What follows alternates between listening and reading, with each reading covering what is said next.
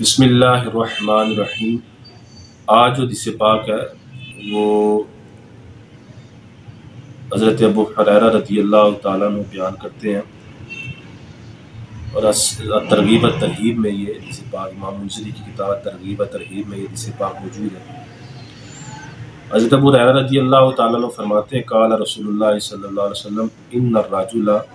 لا یصلی 60 سنۃ، کہ ایک شخص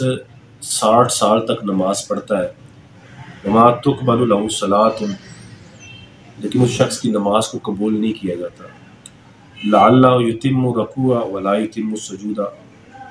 وہ رکوع تو مکمل کرتا ہے لیکن سجدہ مکمل نہیں کرتا، ویتم سجود ولا یتم رکوع، اور سجدہ مکمل کرتا ہے رکوع مکمل نہیں کرتا۔ بس اتنی حدیث پاک حضرات ذکر اس حدیث پاک میں رسول اللہ صلی اللہ علیہ وسلم نے ترغیب فرمائی ہے کہ آپ کیا کہ نماز پڑھنے والا رکوع اور سجود کو پورا کرے۔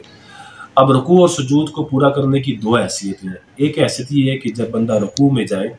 تو سبحان ربی العظیم 3 دفعہ یا 5 دفعہ جو تسبیحات ہیں وہ پڑھے اور اطمینان سے رکوع کرے۔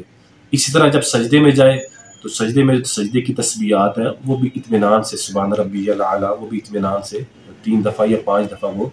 پڑھ کے مکمل کرے اطمینان کے ساتھ۔ ایک اس کا مفہوم یہ ہے۔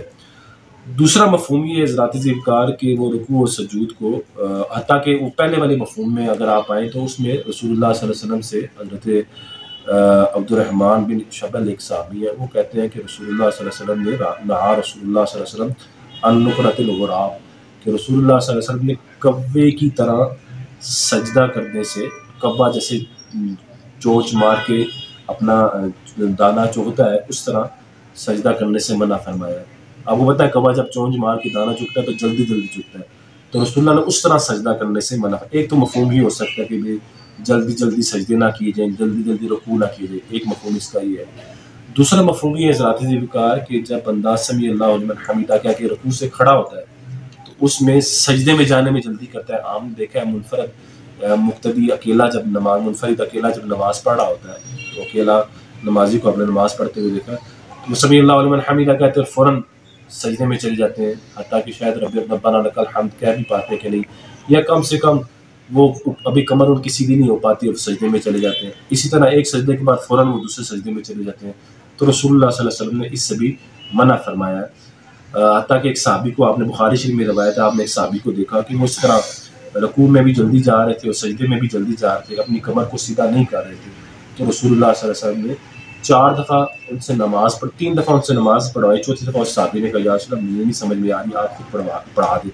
تو رسول اللہ نے پھر ان کو نماز کا طریقہ بتایا اور آپ نے اس میں فرمایا کہ نماز میں رکوع کرو تو رکوع کے بعد جب کھڑے ہو یعنی قومے میں تو اعتدال سے کھڑے ہو یعنی اطمینان سے کھڑے ہو، سجدہ کرو سجدے کے بعد جب جلسے میں بیٹھو تو اطمینان سے بیٹھو۔